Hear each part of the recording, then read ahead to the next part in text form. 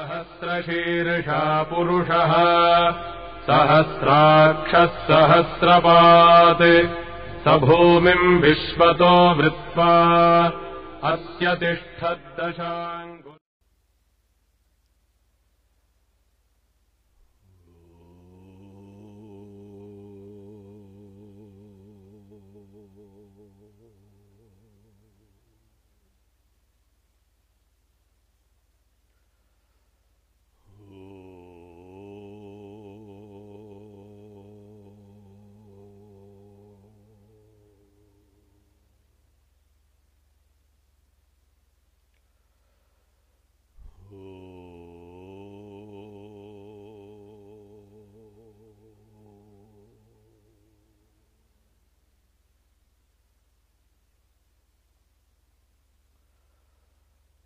ॐ सदाशिवसमारम्भाम् शङ्कराचार्यमध्यमाम् अस्मदाचार्यपर्यन्ताम् वन्दे गुरुपरम्पराम्।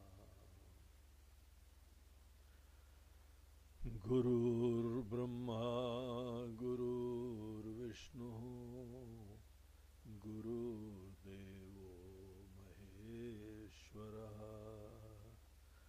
गुरुसाक्षात् परब्रह्म तस्मै श्री गुरवे नमः।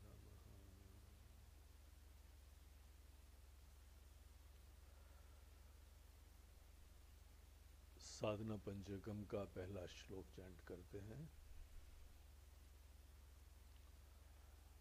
वेदो नित्यमधीयतां तदुदितं कर्म स्वनुष्ठीयतां तेनेशस्य विधीयतामपचितिः काम्ये मते त्यज्यताम् पापौघः परिधूयतां भवसुखे दोषोऽनुसन्धीयताम् आत्मेच्छा व्यवसीयतां निजगृहात् तूर्णं विनिर्गम्यताम्।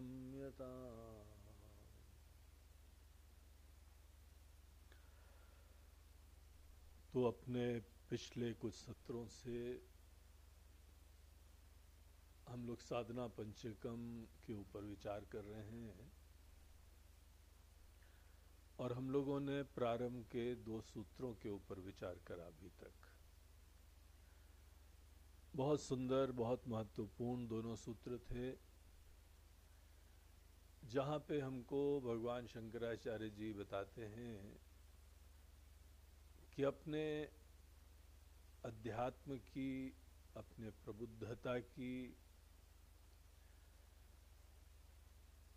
यात्रा का श्री गणेश सदैव अच्छे ज्ञान से, प्रामाणिक ज्ञान से ही करना चाहिए, किसी रिचुअल से नहीं, किसी चीज को मैकेनिकली करने से नहीं, कुछ समझने से।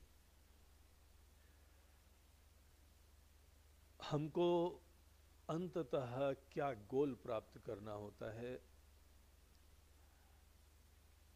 और उस गोल के लिए कर्म का रोल क्या होता है, फाइनल मीन्स क्या होते हैं, ये मोटी मोटी बातें तो निश्चित रूप से स्पष्ट होनी चाहिए। फाइनल डिटेल्स हम जैसे जैसे आगे बढ़ते हैं वैसे हमको प्राप्त होती जाती हैं। इसीलिए कई बार हम लोग की इस आध्यात्मिक यात्रा को भी एक बाहरी तीर्थ यात्रा से कंपेयर करा जाता है। जब हम किसी यात्रा के लिए निकलते हैं तो हम एक्साइटेड हैं, हम बड़े उत्साही हैं, हम लुक फॉरवर्ड करते हैं अपने इष्ट देव के मंदिर में जाके उनका दर्शन करने के लिए। हमको पता है कि हमको कहाँ जाना है, और उसके उपरांत हम पूरी ट्रैवल की प्लानिंग करते हैं कि हमको कौन सी गाड़ी, कौन सा वाहन, कहाँ पे कैसे लेना चाहिए। मात्र इस प्रकार की कुछ हमको दिशा अवश्य होनी चाहिए। हम ये इसलिए बता रहे हैं क्योंकि कई लोग आज बड़े धर्मनिष्ठ हैं, श्रद्धालु लोग हैं, और उन लोगों की यात्रा का प्रारंभ केवल एक रिचुअल से होता है, जब उनको पता ही नहीं है कि हमको आगे क्या करना है, क्या नहीं करना है। बेचारे श्रद्धा से मंदिर जाते हैं, भगवान का भजन करते हैं, आरती करते हैं, जप करते हैं, नाम का स्मरण करते हैं, भजन कर लेते हैं। लेकिन बड़े विरले हैं जिनको ये पता हो कि इस पूरी प्रोसेस के इन एंड थ्रू हम फाइनली क्या प्राप्त करना चाहते हैं। एक मन के अंदर फियर्स रहते हैं कि शायद भगवान का भजन कर लेना ये एक इंश्योरेंस है। अनेकों अपनी मनोकामना की पूर्ति के लिए, यहाँ भिन्न भिन्न प्रकार के संभावित दुख की निवृत्ति के लिए, इन सब चीजों को वार्ड ऑफ करने के लिए हमको ये करते रहना चाहिए। हो सकता है कि अनेकों लोग भी, संत लोग भी हमको ऐसी चीजों की प्रेरणा देते हों।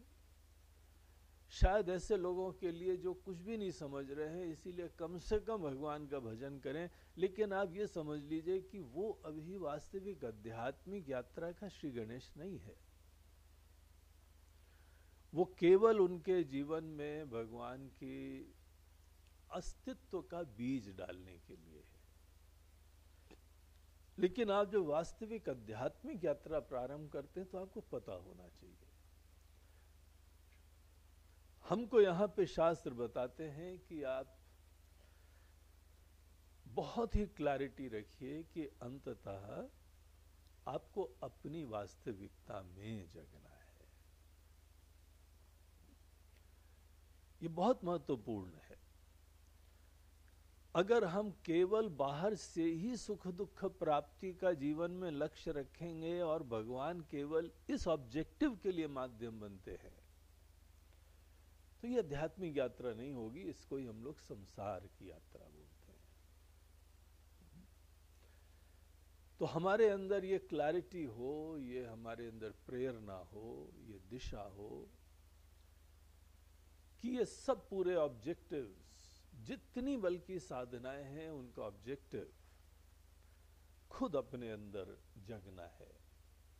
शंकराचार्य जी अनेकों बार हमारी साधनाओं को स्वस्थता के एग्जाम्पल से कंपेयर करते हैं। बोलते जैसे एक रोगी है, स्वस्थ होना चाहता है, डॉक्टर के पास जाता है, टेस्ट करवाता है, अनेकों प्रकार की दवाइयां लेता है, खान पान में ध्यान रखता है, लेकिन ऑब्जेक्टिव क्या है? ऑब्जेक्टिव जो है वो सब्जेक्टिव होता है, अपने अंदर जागृति से संबद्ध होता है।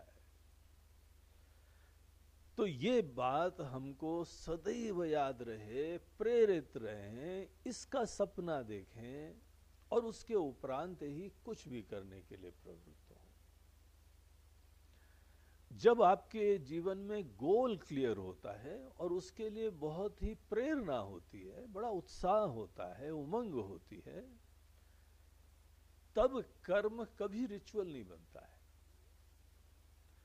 अन्यथा अगर आदमी को बगैर ज्ञान के किसी कर्म के क्षेत्र में लगा दिया जाए कि बस ये कर लो, क्या होगा पता नहीं, तुम करते तो रहो, हमारी बात मान लो, कर लो, ये ऐसा कर्म हो सकता है आदमी किसी बताने वाले के प्रति अपनी श्रद्धा के वजह से कर ले, लेकिन उससे ना कष्ट दूर होते हैं, ना समस्याएं दूर होती हैं, ना आदमी के अंदर कोई वास्तविक विकास होता है। इस बात में कोई डाउट नहीं है, कोई चमत्कार नहीं होता है। पूरा अध्यात्म एक विज्ञान की तरीके से है जिसमें कोई ब्लाइंड फेथ्स काम नहीं करते हैं, एनलाइटेंड अप्रोच होनी चाहिए।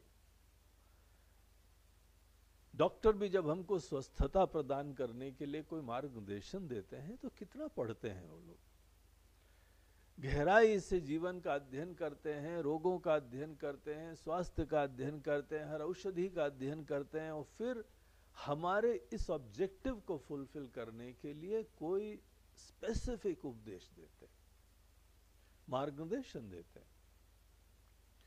उसी प्रकार से यही हमारे मन के अंदर उत्साह है। हम इस दुनिया में आए हैं, कुछ न कुछ कमी थी, हम एक दिन अपने अंदर सिक्योर हो जाएं, पूर्ण हो जाएं, धन्य हो जाएं, संतुष्ट हो जाएं। यही हमारे आध्यात्मिक क्राइटेरिया हमको सदैव जो है प्रेरणा प्रदान करें, उमंग प्रदान करें। तो ये चीज यहां पे हम लोगों को आचार्य ने बताई कि आपके अंदर जगना है, और उसके उपरांत तदुदितम कर्म स्वनुष्ठीयताम, जो जो यहाँ पे कर्म बताए गए हैं उनका बहुत अच्छी तरीके से अनुष्ठान करें। एक बार एक प्रश्न मन में आता है लोगों के कि महाराज जी, अगर हमको ज्ञान अपना ही प्राप्त करना है तो व्हाई वेस्ट टाइम इन कर्म? कर्म हमको दुनिया की तरफ मोड़ता है, अनेकों जिम्मेदारियों को लेना पड़ता है, हर जिम्मेदारी की जो है वह अपनी समस्याएं होती हैं। कोई भी कर्तव्य ले लें जीवन में, हर कर्तव्य में चुनौतियां होती हैं। Isn't it कि ये अननेसेसरी टाइम का वेस्टेज हो रहा है? तो ऐसा जो है मन के अंदर जब प्रश्न आता है तो उसका समाधान इस तरीके से आदमी को करना चाहिए कि पहली चीज तो शास्त्र हमको बहुत क्लियरली बता रहे हैं, ये प्रबुद्ध लोग, जगे हुए लोग, कि कर्म का बहुत इंपॉर्टेंट रोल होता है। गीता के 3rd चैप्टर में भगवान कृष्ण अर्जुन को ये बात बताते हैं कि हे अर्जुन, बगैर कर्म को प्रारंभ करे हुए आदमी अपने अंदर नहीं जग पाता है। केवल कर्म छोड़ने मात्र से न च संन्यसनादेव सिद्धिम समधिगच्छति। केवल कर्म छोड़ दो और शांति से बैठ के कोशिश करो, आपके पास वो कैपेसिटीज डेवलप ही नहीं होती है। आप ट्राई करेंगे जिस समय, सब छोड़ दो, कुछ काम मत करो, और देखो अपने अंदर समझने की कोशिश करो, वो मन ही डेवलप नहीं होता है। मन में आलस आने लगेगा, नींद आने लगेगी, कुछ समझ में नहीं आएगा, कुछ दिखेगा भी नहीं, विचार भी करने की क्षमता नहीं होगी। तो हमारी बुद्धि को, हमारे मन को जगाना है, चुनौतियां आवश्यक हैं हमारे मन और बुद्धि को जगाने के लिए। देखिए, जिस समय कोई प्रॉब्लम आती है तो मन में कैसी उथल पुथल होती, पूरा मंथन हो जाता है। और अगर आप अच्छे इंसान हैं तो आपके पास सभी लोग, अड़ोस पड़ोसी लोग, सब आपके पास ही प्रॉब्लम लेके आएंगे, और हमको समझ में नहीं आ रहा है। ये बहुत अच्छी बात है कि आपको समझ में नहीं आ रहा है, क्योंकि आपको मेहनत करनी पड़ेगी समझने के लिए, मंथन करना पड़ेगा। ये बाहरी समस्याओं को निमित्त बना के जिस समय हम मंथन करते हैं, देखिए हमारी बुद्धि जगने लगती है। आपकी संवेदनशीलता बनी रहे और चुनौतियों को अपनी तरफ से लीजिए, लेकिन ये ध्यान रहे चुनौतियां वही हो जो आपके ही अंदर प्रेरणा का विषय है, जहां पे आपकी भावना निर्मल बनी रह सकती है। जो जो हमारे प्रेम के विषय होते हैं, हमको अच्छा लगता है वो करने में, वहां भावना की निर्मलता सुनिश्चित हो जाती है। और उसके उपरांत आप उस क्षेत्र में चुनौतियों को जरूर लो।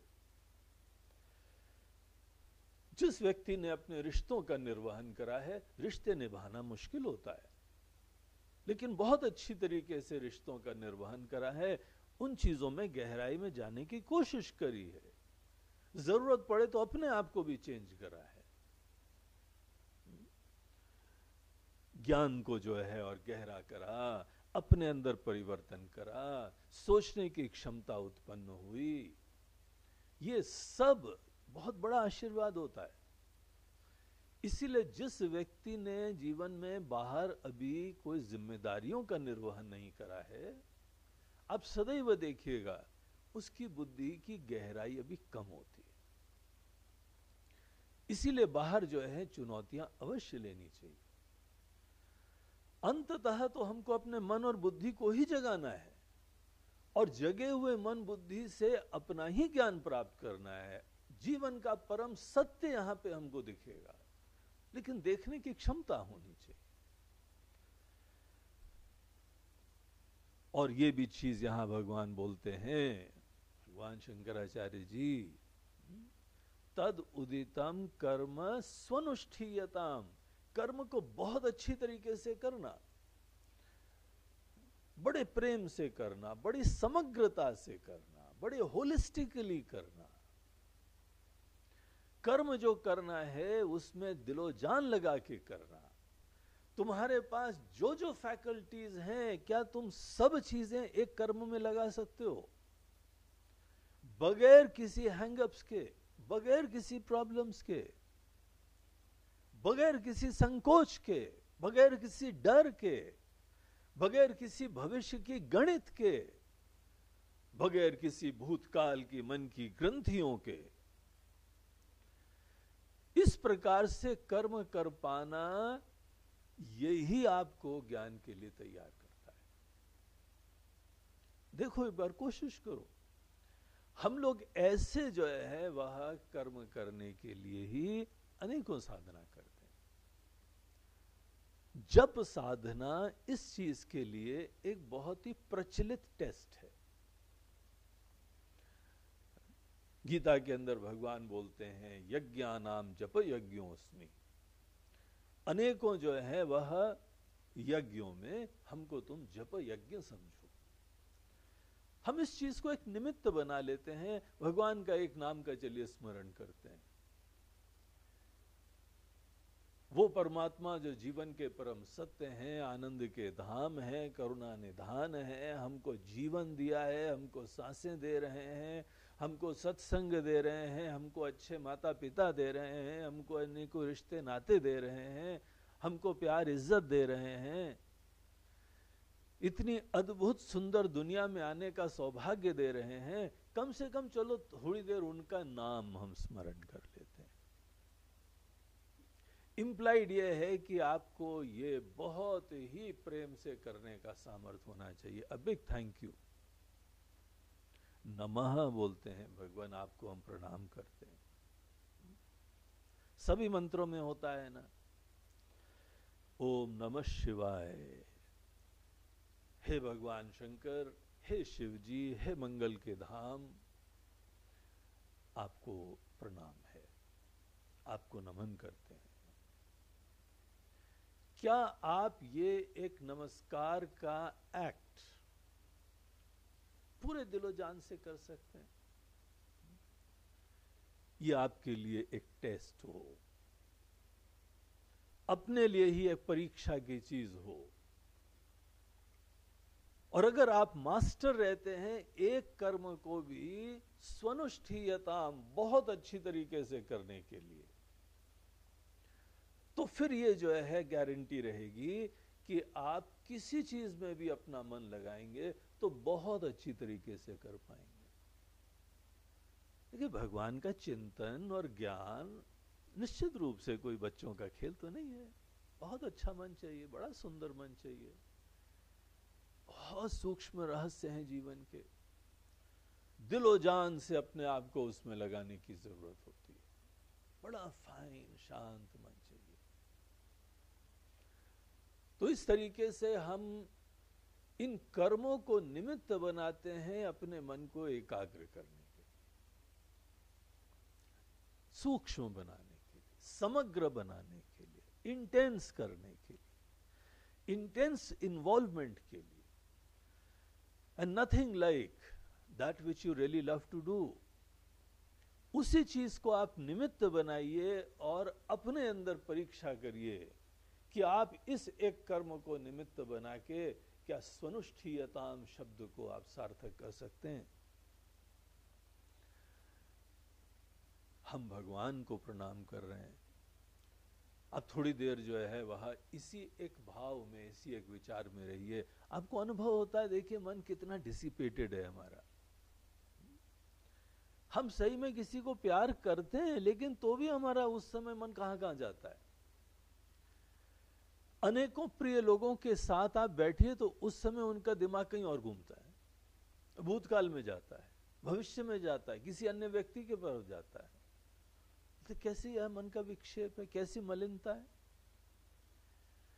इस समय तुम अपने किसी अत्यंत प्रिय के साथ बैठे हो और तुम्हारा मन घूम रहा है भूतकाल में, तुम्हारा मन घूम रहा है किसी दूसरे व्यक्ति में। अरे एक जगह अगर तुम्हारा बैठना है तो दिलो जान से क्यों नहीं बैठ सकते हो। भगवान कृष्ण हमको बार बार बोलते हैं, अर्जुन ये फलासक्ति जो होती है ना, कर्म कर रहे हो और फिर फ्रूट्स के साथ अटैचमेंट रहता है, ये तुमको जीने ही नहीं दे रहा है वर्तमान में। ये इतना बड़ा रोग है कि तुम कुछ भी जीवन में काम करो, तुम वर्तमान में जी नहीं पाते हो। आगे क्या होगा, आगे मिलेगा कि नहीं मिलेगा, वो फल होगा कि नहीं होगा, नहीं होगा तो हम तो मर जाएंगे, हम तो कहीं के नहीं रहेंगे। अब तुम्हारे ऐसे अटैचमेंट्स हैं कि भविष्य में कुछ घटना घटनी है, उसके वजह से उस चक्कर में तुम वर्तमान में समग्रता से स्वनुष्ठीयताम को तुम सार्थक ही नहीं कर पा रहे। इसीलिए अभी टाइम नहीं है तुमको ज्ञान के लिए जाने का। भगवान का जप तो तुम पूरे दिलो जान से कर नहीं पाते हो, अभी ज्ञानवान तत्व का छोड़ो।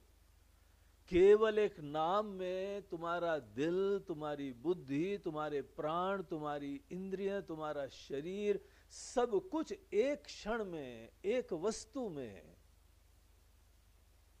एक बार लगाने की कोशिश करो। डिस्कवर करो किसको बोलते हैं कि इंटेंसली कोई किसी चीज को करना, होलिस्टिकली करना, समग्रता से करना। Live that moment fully.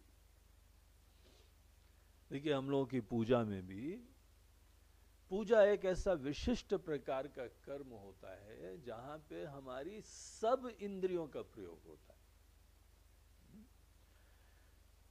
एक इंद्रिय का प्रयोग केवल हो तो एक्सपीरियंस एक प्रकार का होता है, दो दो इंद्रियों का प्रयोग हो रहा हो तो और जो है वह भिन्न एक्सपीरियंस होता है।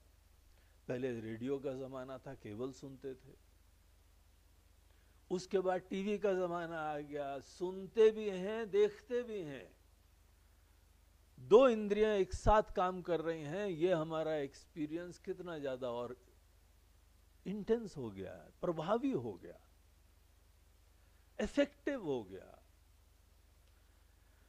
उसी तरीके से हम जब तीन इंद्रियों का प्रयोग करते हैं, चार इंद्रियों का प्रयोग करते हैं और पांचों इंद्रियों का प्रयोग करते हैं, नेचुरली ये हमारा क्षण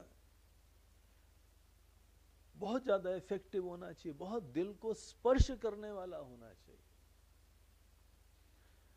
यही ऑब्जेक्टिव होता है पूजा का, जहां पे आप भगवान का रूप देखते हैं। हमारी आंखों का रोल हो रहा है, हमारे जो है कान का रोल हो रहा है, हमारी नाक का रोल हो रहा है। हम स्पर्श करते हैं, टेस्ट करते हैं, आचमन लेते हैं, प्रसाद लेते हैं,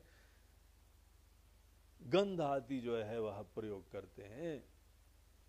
सब की सब पांचों इंद्रियां प्रयोग कर रहे हैं हम अपने प्रियतम का स्मरण करने के लिए, टच करने के लिए, फील करने के लिए, सन्निधि महसूस करने के लिए। इसी पूरी एक्सरसाइज में जब हमको ये पता है कि ये हमारे भगवान से संबद्ध है और इसके इन एंड थ्रू हम वो एक पर्सनालिटी क्रिएट कर रहे हैं जो एक चीज को समग्रता से अनुभव कर पाती। ये जिस समय आदमी एक्सरसाइज करता है, उसके उपरांत जीवन का कोई भी कार्य क्यों ना हो, अगर आप एक कार्य को पूरे दिलो जान से कर सकते हैं, सक्सेस इज एश्योर्ड। कर्म फल के बारे में कभी चिंता करने की जरूरत नहीं है। आदमी के अंदर कर्म फल के बारे में एंजाइटी होती है क्योंकि वो खुद कर्म करना जानते ही नहीं है, करते ही नहीं है कर्म।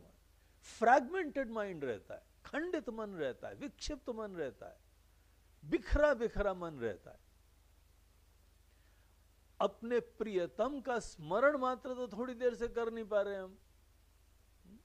जो अनजाना है पूर्ण रूप से, जिससे हमको कोई पता भी नहीं है, उसमें आप दिलो जान से स्मरण कर लेंगे तो कैसे, संभव ही नहीं होने वाला। इसीलिए ब्लाइंड बिलीव्स अपने बारे में मत रखो। अपने बारे में जो है वह खोखली कोई इमेज मत रखो। हम तो पढ़ लेंगे, हमने बड़े पढ़े लिखे इंसान है। अरे भैया छोड़ो वो सब चीजें, तुम कहां से डिग्री लायो, कैसे डिग्री लायो, ये हमारे लिए प्रमाण नहीं है। हमारे लिए प्रमाण है कि तुम भगवान के नाम का स्मरण भी ठीक से कर सकते हो कि नहीं कर सकते हो। ये टेस्ट है हमारे लिए, और तुम्हारा चेहरा ही बता देगा। जिस समय तुम समग्रता से, प्रेम से, निश्चिंतता से किसी एक चीज को कर रहे हो, हमको किसी प्रमाण पत्र की जरूरत नहीं है। कोई भी आदमी ये देखना जानेगा, और हमारे गुरु लोग तो निश्चित रूप से देखना जानेंगे। इसीलिए किसी एक कर्म को अच्छी तरीके से करना सीखो। हम लोग जिस समय किसी चीज से बहुत प्रेम करते हैं, जब किसी चीज से बहुत द्वेष भी करते हैं, तो उस समय देखिए आपके अंदर कितनी इंटेंसिटी होती है। जब किसी के प्रति गुस्सा आता है, कैसे उठते बैठते सोते जागते तैल धारावत चिंतन होता है। जैसे तेल की धारा होती है अखंड, वैसे ही हमको जिसके प्रति अप्रसन्नता होती है, गुस्सा आती है, कोई विक्षेप नहीं है, कोई दुनिया का कोई यहां प्रॉब्लम नहीं आता है, ऑब्स्टिकल नहीं आता है। रात को नींद भी उसी के, सपने भी उसी के आते नहीं। क्या इस प्रकार का लगन, जुनून, एकाग्रता ये हमारे अंदर परमात्मा के बारे में है, जीवन के सत्य के बारे में है, आत्मा के ज्ञान के बारे में है? नहीं है, then it's not the time. अभी समय नहीं है ज्ञान के लिए जाने का। ये जो हमारे मन की तैयारी है, ये केवल कर्म के क्षेत्र में होती है। तो यहां पर हमारा पहला ऑब्जेक्टिव कर्म के क्षेत्र में रह के ही कर्म को बहुत अच्छी तरीके से करना होता है। एक चीज होती है कि हमारे कर्म में स्वनुष्ठीयताम शब्द को सार्थक करने के लिए हम वहां पे प्रामाणिक साधन का आश्रय लें, अपनी सब फैकल्टीज को लगाने की कोशिश करें, हमारी बुद्धि में कायदे की दिशा हो। लेकिन साथ ही साथ एक फैक्टर जो बहुत इंपॉर्टेंट होता है, वो आदमी की भावना होती है। हमारी भावना भी बहुत इन्वॉल्व होनी चाहिए, इंटेंस होनी चाहिए, पवित्र होनी चाहिए। कार्य निस्वार्थ होना चाहिए, प्रेम से होना चाहिए। देखिए, इंटेंसिटी आदमी की अनेकों प्रकार से बनती है। हम समग्रता से जब काम करें और भावनात्मक भी इंटेंसिटी विद्यमान हो, ये बहुत विचारणीय चीज है, बड़ी सूक्ष्म चीज है, जरा सोचिएगा। इंटेंसिटी हमारे किसी भी कार्य में अपने स्वार्थ की पूर्ति के लिए भी होती है। जब आदमी डेस्परेटली किसी चीज को प्राप्त करना चाहता है, सवेरे शाम दिन रात कहीं पर जाना हो, कैसा करना हो, कितनी प्रकार की समस्या हो, सब चीजें आदमी करने को तैयार है, क्योंकि हमको ये आनंद मिलेगा, हमको सिक्योरिटी मिलेगी, हमको नाम मिलेगा, हमको इज्जत मिलेगी।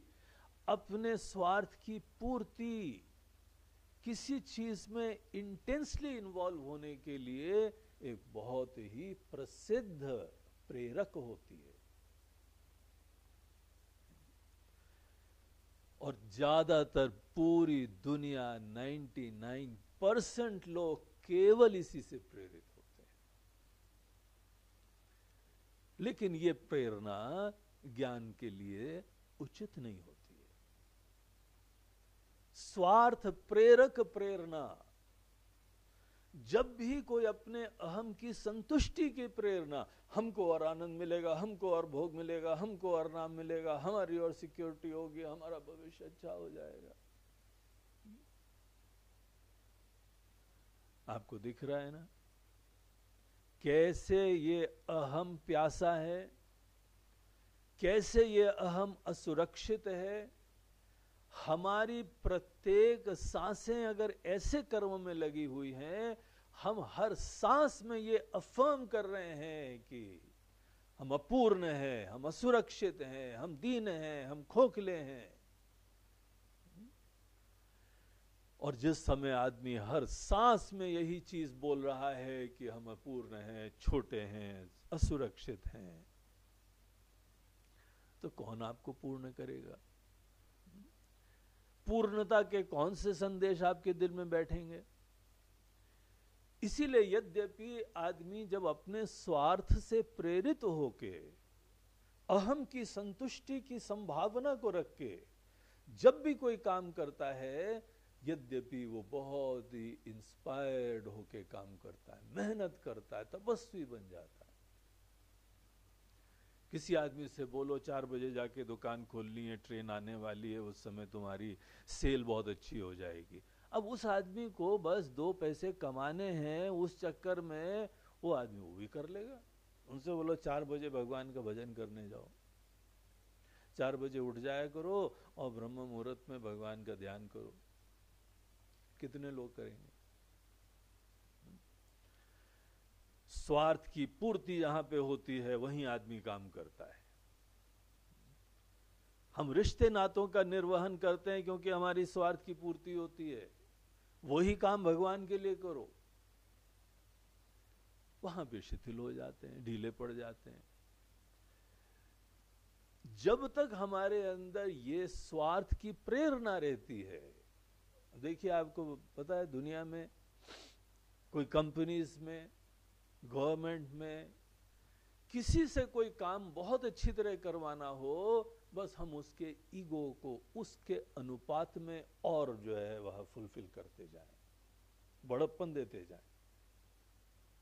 नेपोलियन का तो प्रसिद्ध वाक्य ही था ना, वो बोलते हैं कि अरे किसी जनरल से ज्यादा काम करवाना है, उसमें कौन सी प्रॉब्लम है, उसके कॉलर में एक रिबन और बढ़ा देंगे, इसको ये पर्क्स और दे देंगे, इसको ये तनख्वाह और बढ़ा देंगे, तनख्वाह के साथ साथ गाड़ी भी दे देंगे, एक घर भी दे देंगे।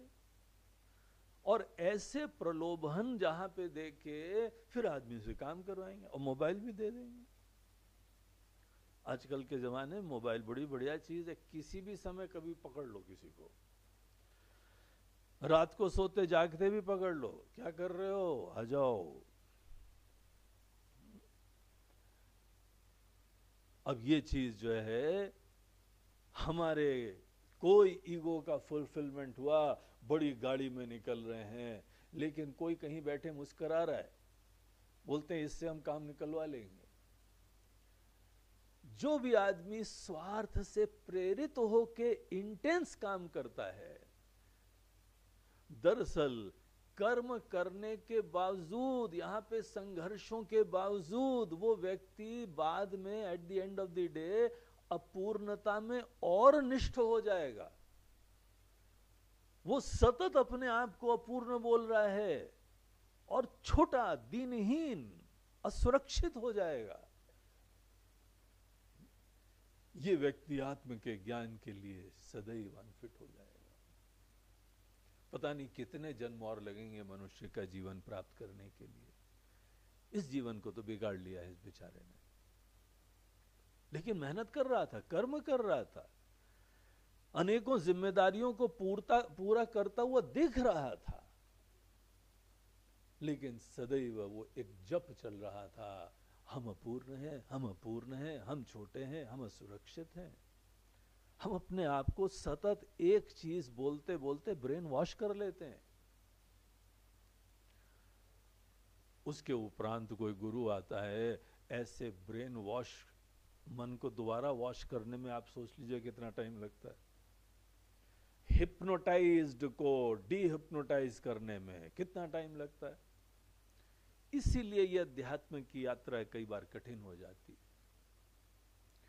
हम लोग अपने अंदर विपरीत ज्ञान को बहुत ज्यादा दृढ़ कर लेते हैं। ये बड़ी यहां पे प्रसिद्ध कहानियां आती हैं।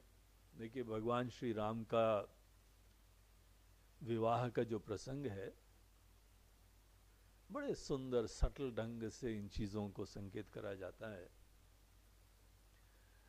भगवती सीता जी का विवाह होना था।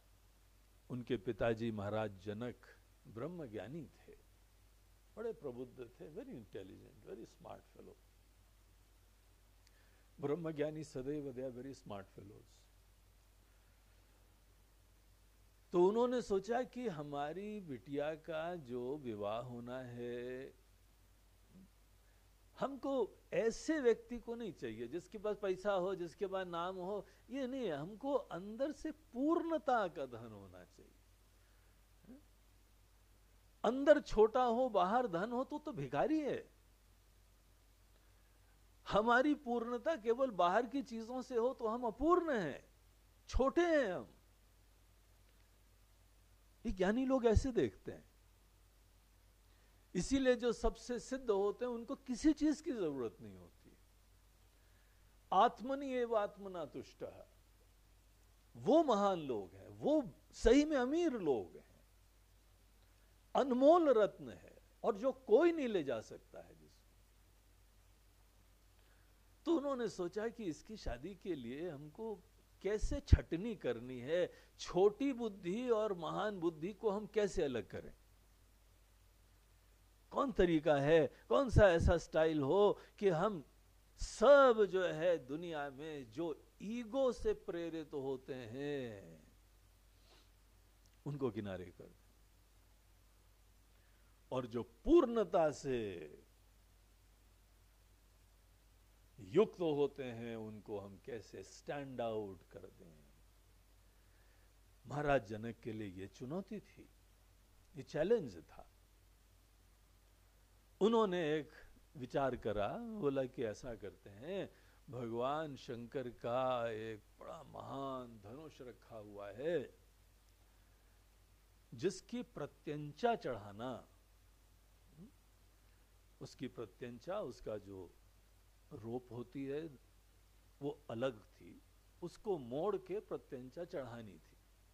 इतना हैवी था, इतना बड़ा था कि अनेकों लोग उसको उठा भी नहीं पाते थे, हिला भी नहीं पाते थे। ये जो धनुष है ये आदमी के अंदर का अभिमान है। इसको हैंडल करना, हमारे अंदर इस ईगो को हैंडल करना, यही जो है उसका प्रतीक था। बोला जो इसको हैंडल कर लेता है वही हमारी पुत्री के साथ विवाह के योग्य होगा। अब ब्रह्मज्ञानी लोगों की सोच तो इसी दिशा में चलती है। वो लोग बैंक बैलेंस थोड़ी देखते हैं, ये थोड़ी देखते हैं कि हाँ डायमंड है कि नहीं, गोल्ड कितना है, दूसरे गहने कितने हैं, और गाड़ी कौन सी आने वाली है। ये सब छोटी संसारी बुद्धि लोगों के विचार होते हैं, मूर्ख लोगों के विचार होते हैं। जिन्होंने सत्संग नहीं करा है उनकी सोच ऐसी हुआ करती। अब अनेक लोगों को चिंता होती, हमारी लड़की जो है वहां जा रही है, वहां पे तो उसको गहने ही नहीं अलाउड रहेंगे, वहां फलाना नहीं अलाउड रहेगा। एंजाइटी का विषय, कितनी नासमझी है। पता ही नहीं है वास्तविक रूप से धन क्या होता है। महाराज जनक तो मात्र इसी चीज को देख रहे हैं कि आदमी अपने अंदर परिपूर्ण हो, बाकी सब चीजें जीवन में आ जाती हैं, कोई चीजों की चिंता नहीं होती। उन्होंने एक ऐसी चुनौती रखी जिस चुनौती को पूरा करने के लिए आदमी के ईगो को चुनौती मिलने वाली है। ईगो को ब्लोट करने की मौका मिलेगा, ईगो को फुलफिल करने का मौका मिलेगा। ईगो को फुलफिल करने के लिए उन्होंने एक प्रतियोगिता रख दी। जो भी आदमी ईगो से प्रॉम्प्टेड रहेगा, मोटिवेटेड रहेगा, वो सब आगे आ जाएंगे और वो ये कार्य कर नहीं पाएंगे। ये ईगो के दायरे की चीज ही नहीं है। ईगो को ट्रांसेंड कर लेना, ईगो को हैंडल कर लेना, ये ईगो के दायरे की चीज ही नहीं होती। ऐसा ही हुआ कि अनेकों राजा, कोई बड़े बलवान हैं, सुंदर भी हैं, संपन्न भी हैं, सब जो है प्रतियोगिता में आए। एक दूसरे के साथ डींगे हाँक रहे थे, देखना हम कर लेंगे। सबकी इमेज अपने बारे में अच्छी होती है, लेकिन अनफॉर्चुनेटली कोई भी जो है उस धनुष को हिला तक नहीं पाया। और जो सही में समर्थ हैं वो लोग ईगो से प्रेरित नहीं होते हैं, उनके अंदर दीनता नहीं होती है, उनके अंदर प्राप्त करने की ये दौड़ नहीं होती अंधी। भगवान श्री राम शांति से बिल्कुल असंग होके बैठे हुए थे, समर्थ थे। आगे चल के दुनिया ने देखा कि वो क्या कर सकते हैं, इतने समर्थ हैं और अपने सामर्थ्य का ज्ञान भी रखे हुए हैं। लेकिन ईगो किसको बोलते हैं हम लोगों को दिखाई पड़ता है। ईगो का अभाव का मतलब क्या होता है? शांत, संतुष्ट, मर्यादा में। अपने गुरु के साथ गए हैं तो गुरु की भी मर्यादा जब तक वो नहीं आज्ञा देते हैं, हम अपनी ही बुद्धि को भी ज्यादा विक्षिप्त नहीं करते। बड़े बेताब हैं, बड़ा अच्छा मौका मिला है अपनी महिमा दिखाने का और एकदम बीच में बोल के अपने बता दो, कुछ नहीं, शांत। जब मौका आया, जब सब लोग असमर्थ हो गए और महाराज जनक ने तो बड़ा अपना क्षोभ, बड़ा अफसोस जताने लगे, बड़े कटु वचन भी कहे। हमारे लक्ष्मण लाल जी तो एकदम गुस्सा के खड़े हो गए और बड़ी खरी खोटी भी सुनाई उन्होंने। बोला महाराज जी, जहां पर कोई रघुकुल का विद्यमान हो वहां पे ऐसी बात भी नहीं करनी चाहिए कि क्या पृथ्वी वीरों से विहीन हो गई है। आप बड़ा विवेक कर रहे हैं। तो उनको भगवान राम ने बैठाया, बोला बैठो, तुम अपने गुरुदेव के साथ बैठे हुए हो, वो भी तो समझते हैं ना, वो सब जान रहे हैं क्या उचित है क्या अनुचित है। तो उन्होंने शांत बैठाया, गुरु के पुनः चरणों में शरण दिलाई, उनकी मर्यादा का स्मरण दिलाया। फिर विश्वामित्र जी बोलते हैं कि राम उठो, महाराज जनक के शोक को दूर करो। देखिए क्या सुंदर शब्द हैं, बड़े विचारणीय शब्द हैं। ये नहीं कहा कि जाके अपनी महिमा दिखाओ दुनिया को, तुम क्या चीज हो दुनिया को भी पता लगे, कोई ऐसे शब्द नहीं। जो आदमी अपने अंदर परिपूर्ण होता है वो स्वार्थ की पूर्ति से प्रेरित नहीं होता है। उसके समस्त कर्म किसी न किसी को सुख देने की, सेवा करने के लिए, किसी का हित करने के लिए प्रेरित होते हैं।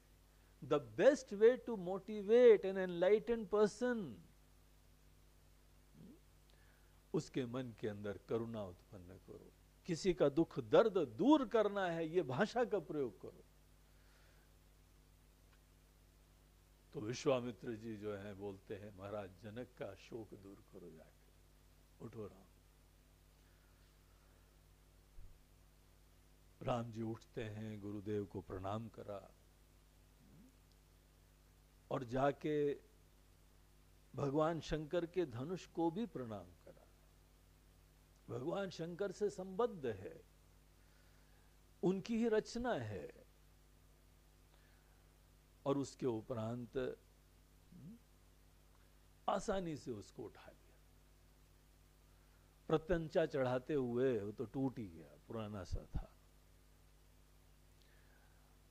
ये कहानी यहां पे दिखाती है कि देखिए, जो जीवन में ये बड़ा सूक्ष्म और अद्भुत सा कार्य है, वो बड़े विनम्र लोग, प्रबुद्ध लोग करा करते हैं। ईगो से प्रॉम्प्टेड, अपने बड़प्पन को स्थापित करना, दूसरों से विशिष्ट अपने आप को बताना,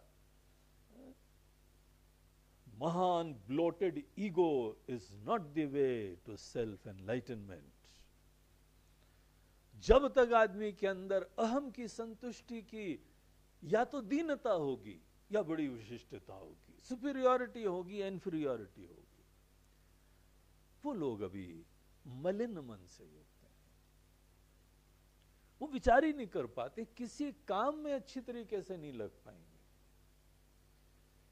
इसीलिए हम उनको ध्यान करवाएं, चिंतन करवाएं, श्रवण मनन करवाएं, that is not the right time. इसीलिए किसी कर्म को बहाना बना के, कोई भी कर्म अपने वर्ण और आश्रम से संबद्ध, तुम्हारी प्रकृति और तुम्हारी अवस्था से संबद्ध, स्पेसिफिक। ये हम लोगों का धर्म दूसरे धर्मों जैसा नहीं है कि सबके लिए एक ही डूज एंड डोंट्स हैं। यहां कस्टमाइज्ड डूज एंड डोंट्स हैं, कस्टमाइज्ड प्रिस्क्रिप्शंस हैं। ये जनरल प्रैक्टिशनर का वो प्रिस्क्रिप्शन नहीं है कि सबको एक ही रामबाण गोली दे दो। ये कोई हाईली स्पेशलाइज्ड सुपर स्पेशलिस्ट का प्रिस्क्रिप्शन है, जो कि हर व्यक्ति के लिए कस्टमाइज्ड होता है। तो अपनी प्रकृति पहचानो, अपनी प्रेरणाएं पहचानो, अपने प्रेम पहचानो, अपनी अवस्था पहचानो, उसके अनुरूप तुमको काम चूज करना है।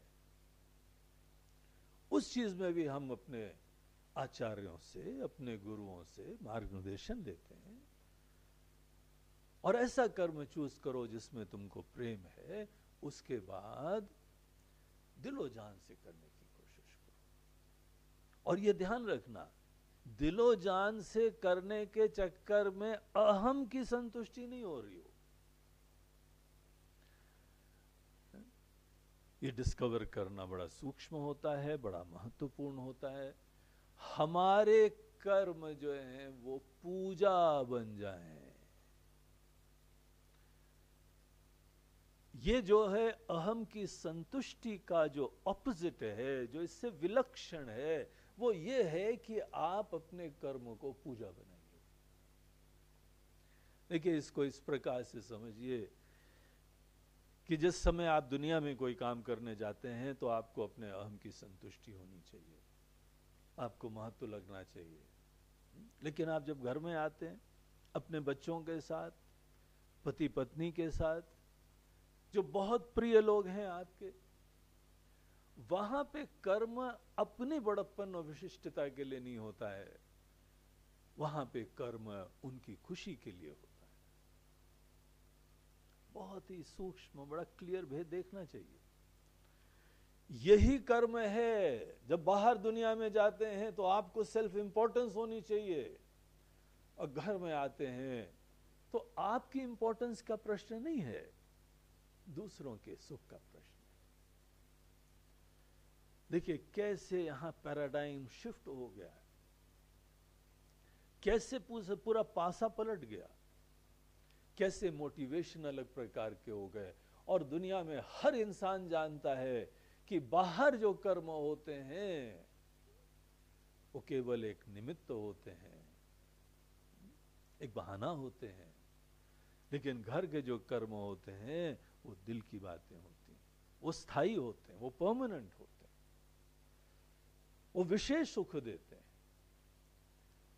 इसीलिए जो ज्यादा प्रेरक होता है वो ईगो फुलफिलमेंट नहीं होता है, वो आपके प्रेम से प्रेरित होता है, किसी की खुशी के लिए होता है, किसी के लिए जीवन पूरा कुर्बान करने के लिए होता है। हाँ, ये अवश्य है कि आपके प्रेम का पात्र कौन है, आप धीमे धीमे उसको डिस्कवर करो। और ऐसा भी मत समझना कि आपके योग्य है ही नहीं कोई, ये बड़ा भयंकर ईगो है। फिर हर क्षेत्र में कोई बहुत महान लोग होते हैं, और ऐसे कोई भी महान के आप पूजा करिए। और सबसे बढ़िया पूजा तो ईश्वर की होती है ना। ईश्वर का अस्तित्व किसी में देखो, भगवान की पहले पूजा करना सीखो, आपका ज्ञान बहुत अच्छा होगा, बड़ी खुशी की बात है। लेकिन भगवान के ज्ञान के सामने आपका क्या ज्ञान है? सर्वज्ञ है, आपके फील्ड के ही केवल ज्ञाता नहीं है, लेकिन पूरी दुनिया के समस्त फील्ड के वह पूर्ण ज्ञाता है। इतना ज्ञान है कि हम कल्पना नहीं कर सकते हैं। ऐसे भगवान की पूजा, उनकी आराधना, उनकी खुशी,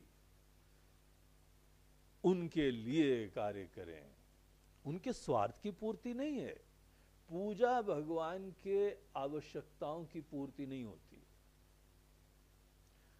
पूजा ये होती है कि हम भगवान के दिल में प्रसन्नता उत्पन्न करें अपने कर्म से। हम जब गुरु की सेवा करते हैं तो ये थोड़ी है कि गुरु बेचारे भूखे हैं, उनको खाना खिला दो। गुरु बेचारे इस कार्य से रहित हैं, बड़े दर्द से कराह रहे हैं, चलो हम पैर दबा दें। सेवा किसी की आवश्यकता की पूर्ति नहीं होती है।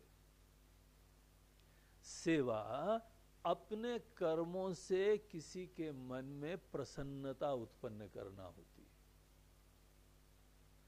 जब भी हम किसी की पूजा करते हैं, अपनी बड़ी प्रेममय भावनाएं अभिव्यक्त करते हुए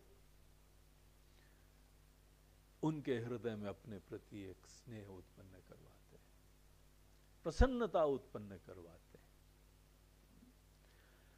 आप अपने समग्र कर्म, दिलो जान से जब आप कर्म कर रहे हैं, ऐसे कर्म को अब ये नेक्स्ट स्टेप यहां बताते हुए कहते हैं, तेने शस्य विधीयताम अपचिति। सूत्र नंबर 3, साधना पंचकम का ये 3rd सूत्र इस स्टेज में आता है। जो आदमी बहुत अच्छी तरीके से कर्म करने लगा है, स्वनुष्ठीयताम अब सार्थक हो चुका है, तद उदितम कर्म स्वनुष्ठीयताम, वेदोक्त है। हम अच्छे कर्म कर रहे हैं, इसी ऑब्जेक्टिव से कर रहे हैं, अपने अंदर जगने के लिए कर रहे हैं, संकल्प पूर्वक कर रहे हैं। जो करते हैं पूर्ण वर्तमान में जग के करते हैं, फुली अटेंशन उसमें देते हैं। लेकिन व्हाट इज द मोटिवेशन?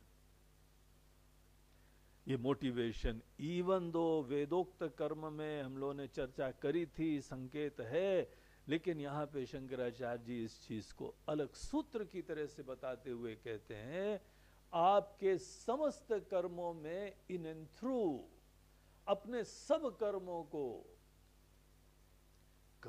को निमित्त बनाओ।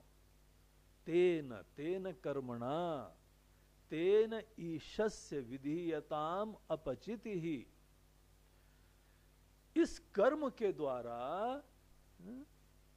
ईशस्य, भगवान को खुश करो।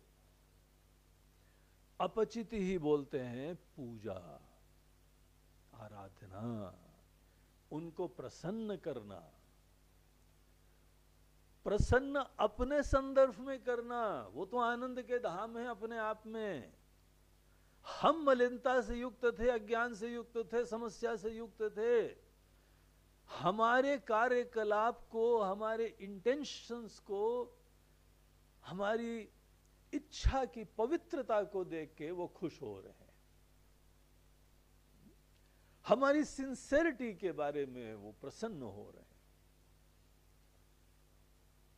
बाहर कुछ मेहनत करना इजी होता है, लेकिन वो आदमी सही में महान है, बलवान है, जो अपने मन के उथल पुथल को शांत कर दे। अपने गुरु की आज्ञा को शिरोधार्य कर दे, अपने ईगो को किनारे करके भी अपने प्रिय लोगों की बातों को मान ले।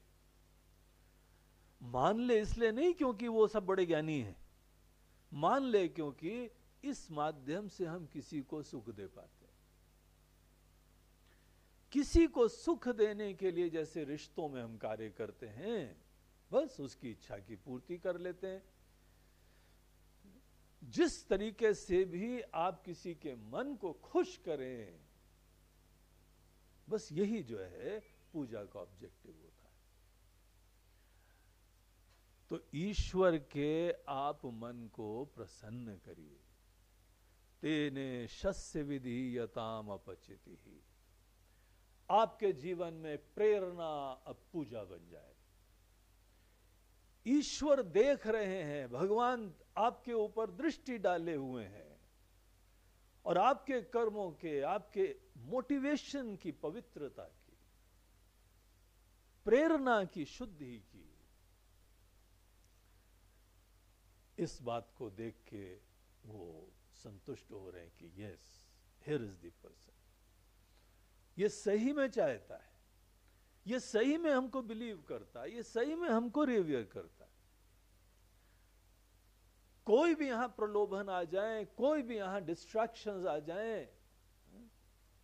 अब अनेकों लोग हैं, एक सज्जन हमको मिले तो बोलते महाराज जी बाकी तो जो है वो सत्संग में हम आ जाएंगे, लेकिन जिस समय वो सीरियल आता है ना, वो बड़ा अच्छा चल रहा है जी, उस टाइम आप थोड़ा एडजस्ट कर लीजिए प्लीज। एक सज्जन बोलते हैं महाराज जी वो हॉकी का, फुटबॉल का मैच है, वो क्रिकेट के फैन, हो महाराज जी वो तो इंडिया पाकिस्तान का मैच होने वाला है और फाइनल्स है, आप प्लीज आज पोस्टपोन कर दीजिए। अर्थात जिस समय हमारे इन वासनाओं की, इन इच्छाओं की, ये हमारे मन की इच्छाओं की जिस समय बात आ जाती है, तो सब सत्संग वत्संग और भगवान का वो पूजा वो पाठ सब गौण हो जाता है। हम सब भूल जाते हैं द पैशन, उसके बारे में जो हमारे अंदर है वो बाकी चीजों में नहीं है। अभी खेल के प्रति मन में, सीरियल के प्रति, मनोरंजन के प्रति, कार्यक्रम के प्रति, पिक्चर जाना है, घूमना है, लेकिन सडनली जो है सत्संग गौण हो जाता है। यहां भगवान की प्राप्ति है, भगवान का ज्ञान है, सब गौण हो जाता है, क्योंकि हमारी जो भी सबसे अहम की संतुष्टि जिन चीजों में होती है, वो चीज यहां पे चॉइस विद्यमान है। और कौन सा हमको प्रमाण चाहिए कि अभी हमको सही में भगवान से प्रेम नहीं है? अहम की संतुष्टि की चीजें हमारे लिए सत्संग से भी कहीं ज्यादा महान है। इसीलिए देखिए वो गोस्वामी जी भगवान से प्रार्थना करते हैं कि भगवान हमको तो प्रेरणा होती है कामी लोगों को देख के, शर्म आती है अपने ऊपर। जैसा कोई कामी आदमी एक महिला के प्रति, नारी के प्रति जिस पागलपन से लगा हुआ है, क्या हम उस प्रकार से भगवान के प्रति लगते हैं कभी? जैसा लोभी आदमी पैसे के लिए पगलाया हुआ है, क्या हम कभी भगवान के प्रति ऐसा प्रेम करते हैं? कब वो दिन आएगा प्रभु जिस दिन हम भगवान को ऐसे ही जुनून से चाहेंगे? अब देखिए हम ज्ञान भी प्राप्त करते थे, सत्संग भी करते थे, वेदों का पाठ भी करते थे, कोई पूजा पाठ भी करा करते थे, लेकिन हमारी प्रेरणा अभी इस चीज के बारे में सही में पूजा की नहीं बनी हुई है। ये यहां बड़ा महत्वपूर्ण विषय है जिसके ऊपर हम लोग और विचार करेंगे। एक स्वार्थ की प्रेरणा होती है और एक पूजा की प्रेरणा होती है। एक सकाम भाव होता है, दूसरा निष्काम भाव होता है। और जो ये निष्काम होता है, जब ये सकाम से भी ज्यादा प्रेरित हो जाए और इंटेंस हो जाए, यही वास्तविक प्रेरणा हो जाए,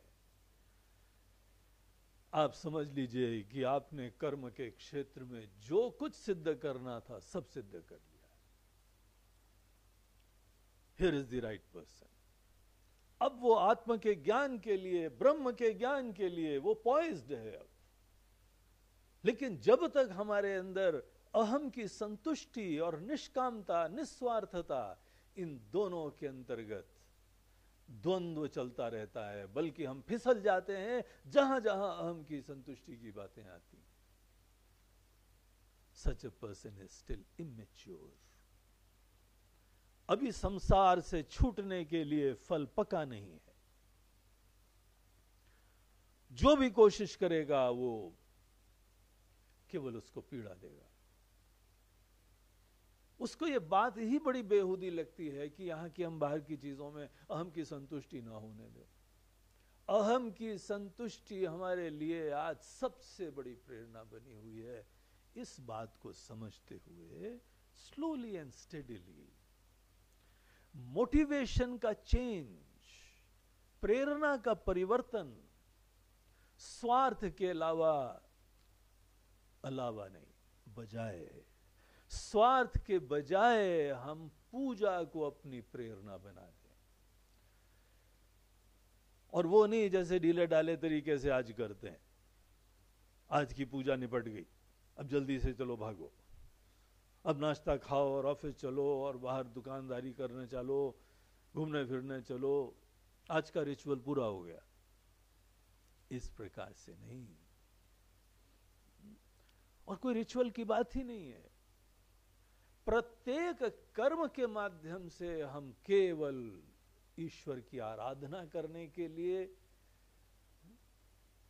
ईगो की फुलफिलमेंट के अपेक्षा भी कहीं ज्यादा हाईली मोटिवेटेड और इंस्पायर हो।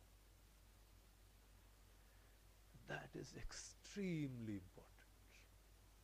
अगर आदमी इस प्रकार से प्रेरित नहीं हुआ,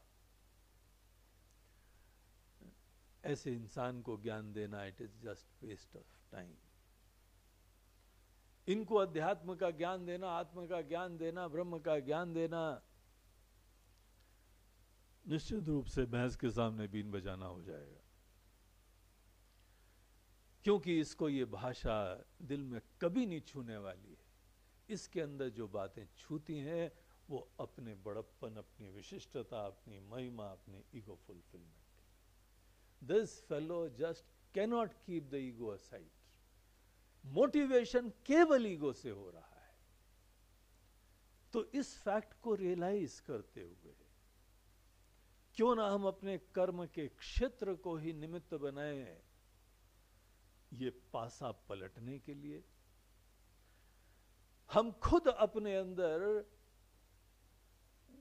कर्म पूजा का भी कर रहे हो, भगवान की आराधना का कर रहे हो, यज्ञ का कर रहे हो, डजंट मैटर, प्रेरणा क्या है। तो यहां पे तीसरे स्टेप में हमको प्रेरणा के बारे में विचार देते हैं, जो कि हम लोग और विचार अगली बार इसमें प्रवेश करेंगे। हरि ओम पूर्णमदः पूर्णमिदं पूर्णात् पूर्णमुदच्यते पूर्णस्य पूर्णमादाय पूर्णमेवावशिष्यते। ओम शांति शांति शांति। हरि ओम श्री गुरु